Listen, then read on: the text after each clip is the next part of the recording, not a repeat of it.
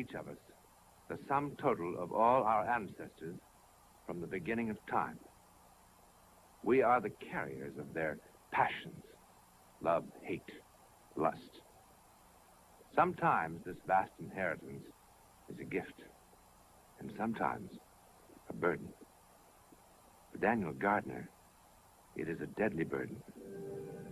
It all began this afternoon, here, in the office of Timothy Welling, of Gardner and Welling, attorneys at law, a firm that has just been dissolved by death. Look, is my living here a condition of the will? No, no. There are no strings attached. Not even that I go back to law school or promise to join the right clubs and follow in his footsteps? He was only trying to do what he thought was best for you. There are a few things a father ought to be able to give his son besides money and an education.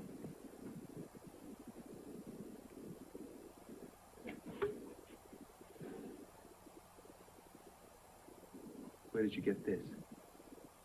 There were some things from your father's office. I thought you might like to have them.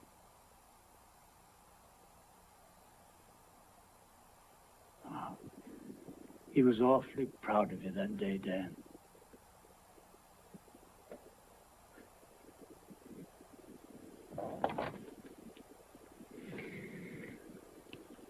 If he knew he was dying, why didn't he send for me?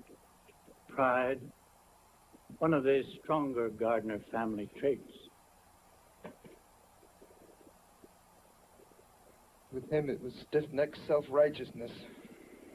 Always so correct. Dan, I know that being a father wasn't one of his more successful ventures, but it was the one he cared about most. And worked at least.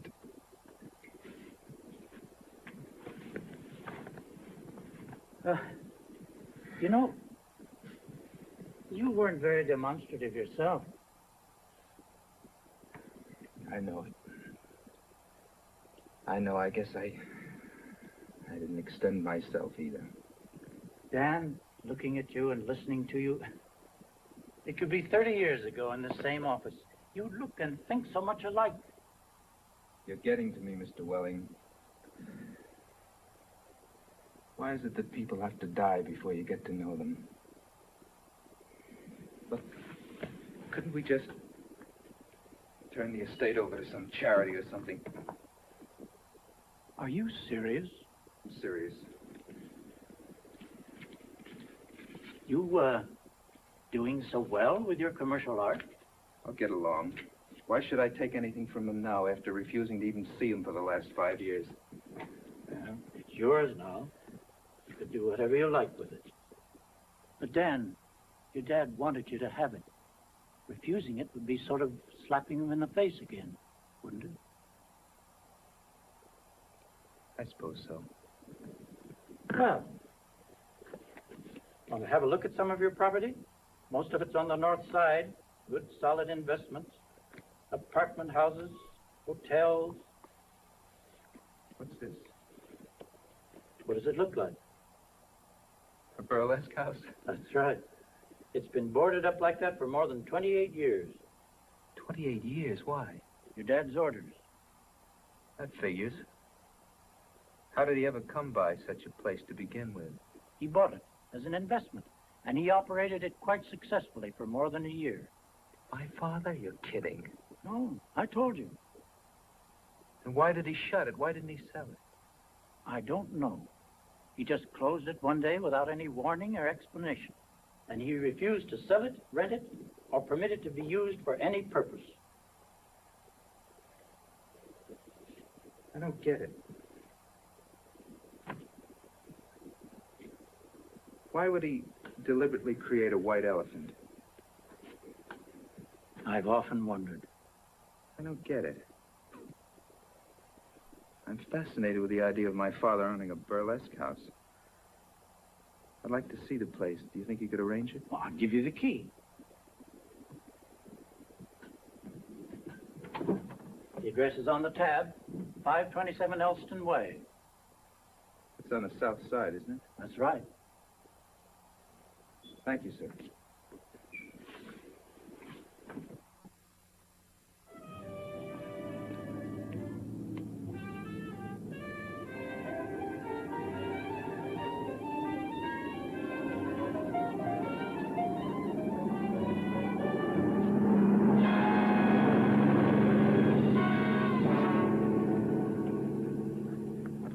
Are you all right?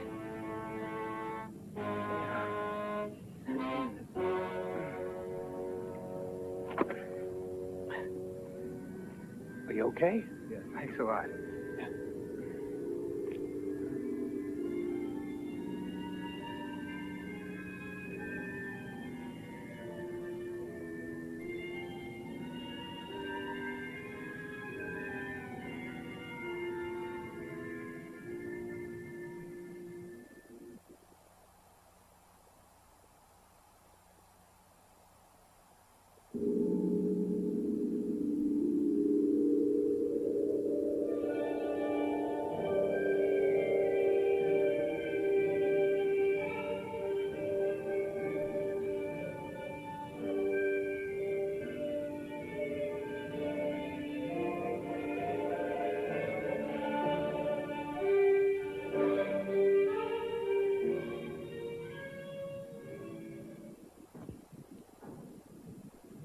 Pretty slow tonight, Mr. Gardner. Is it? Yeah, you better get Bubbles Yvonne back. She used to pack and jam 'em here. And besides, I want to keep on working.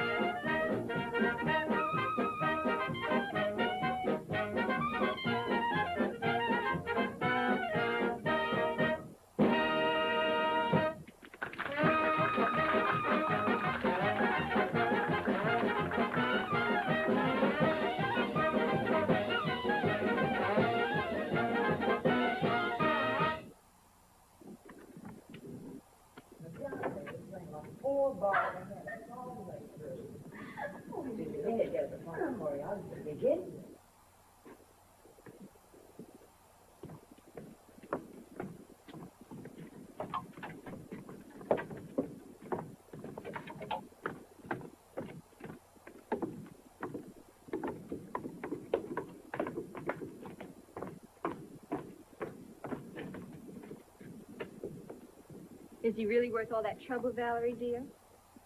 You know I wouldn't bother with anyone who wasn't, honey. Anyone I know?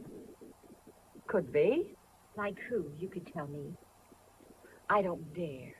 This shock might be too much for you. Really? How intriguing. But just what kind of shock do you mean? I mean you'd be shocked green, honey.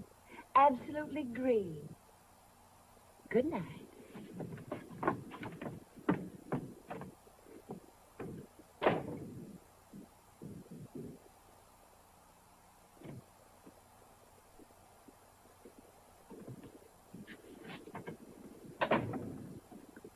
There he is. Have you been hiding, Philip? Waiting for everyone to leave so you could sneak in here like a little boy? I heard you baiting that girl. That wasn't very smart. Oh, don't worry about Josie. She doesn't have enough imagination to think of you.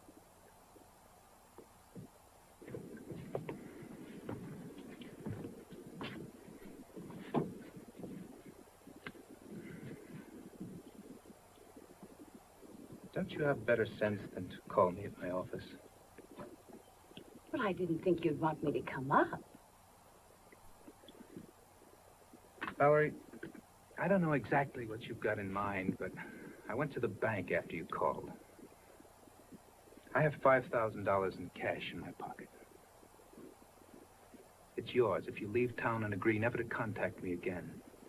Don't be silly, Philip.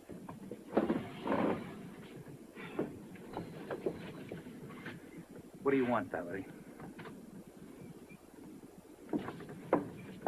You wonder where you're taking me tonight, honey?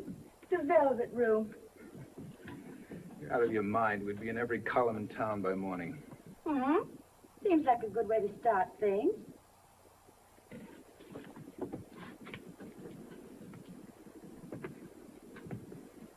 What things?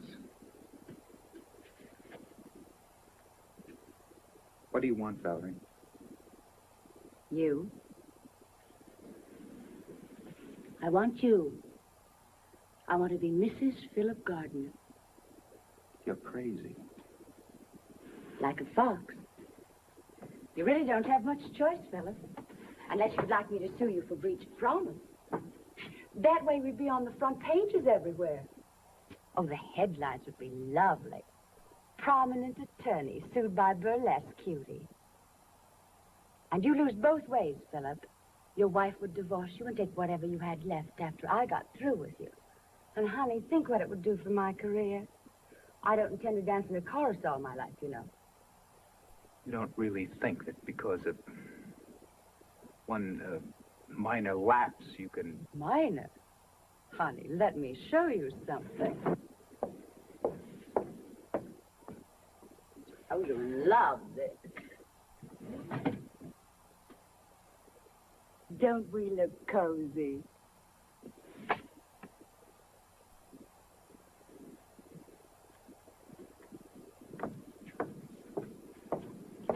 Of course, I still have the negative. I can have hundreds more. How did you get this? Well, a girl has to learn to take care of herself. Do you seriously think I'd divorce Lucille and marry you? Under the circumstances, Philip, I don't see what else you can do. Actually, we ought to get along pretty well once you get used to the idea. We make a good combination, Phil. You're trash. I wouldn't marry you no matter what you had on me. I've racked my brain trying to figure out how you ever appealed to me in the first place. If you want to know the truth, you turn my stomach. You're cheap and common. Cheap and common. You're finished, Mr. Gardner. Through. And for a start, this ought to give your sweet, trusting Lucille something to dream about tonight. I'm going to ruin you, Philip, and I'm going to enjoy every minute of it. You're not going to ruin anyone. You're not going to ruin anyone. Do you hear me? Not a soul. Not a soul.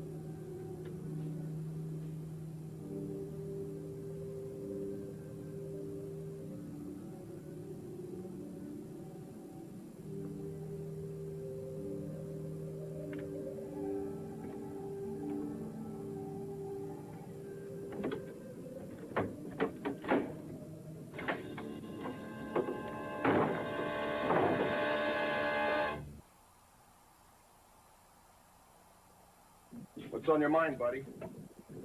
What? What are you doing here? I don't know. You don't know. I have no clear recollection. I was following an impulse. Feel all right?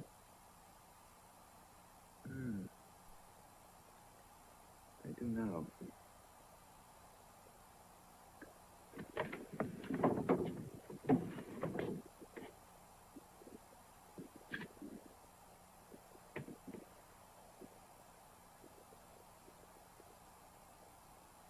What is it? Don't question what it is. Point is, who was it? Do you mind if I sit down?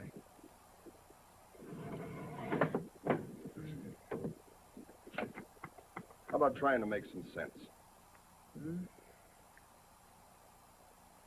You knew what was in that trunk. No, I didn't. I swear it. I've never even been here before. How'd you get in the front door? My father's partner gave me the key. He's handling the estate. What estate? My father's estate. He left this theater to me. Looks like you inherited more than just a theater, buddy. Officer, how long would you say that girl's been in the trunk? Well, I'm no medical examiner, but she's nothing but bones. I'd say over 20 years anyway. Then this young man couldn't possibly be involved. That's not my responsibility. There'll be a lot of questions. Maybe the questions won't be necessary. Would you mind waiting outside just for a minute? Yeah, I guess that'll be okay.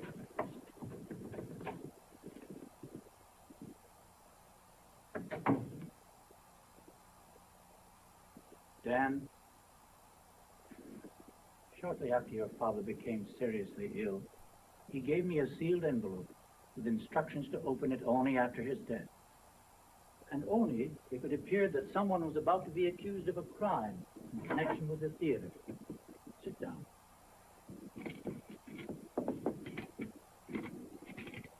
This would seem to be the time.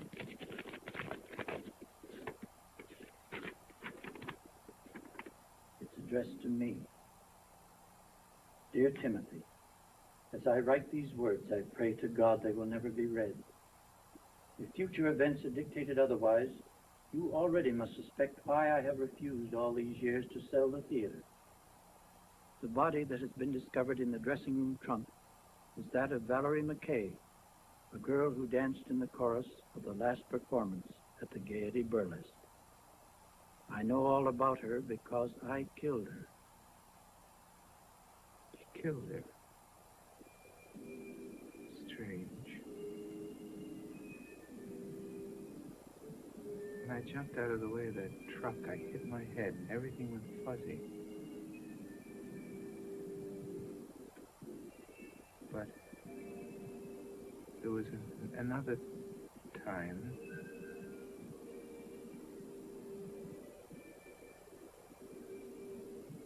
I remember going into that theater.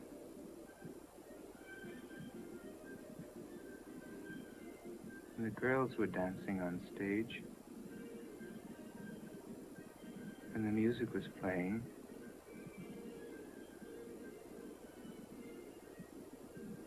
I remember. Remember. What happened to Daniel Gardner is called genetic memory. For some scientists do agree that if we could ever probe the labyrinth of the mind, we would then uncover the recollections of all our ancestors. The total memory of all who came before us since time began. Sounds reasonable, doesn't it?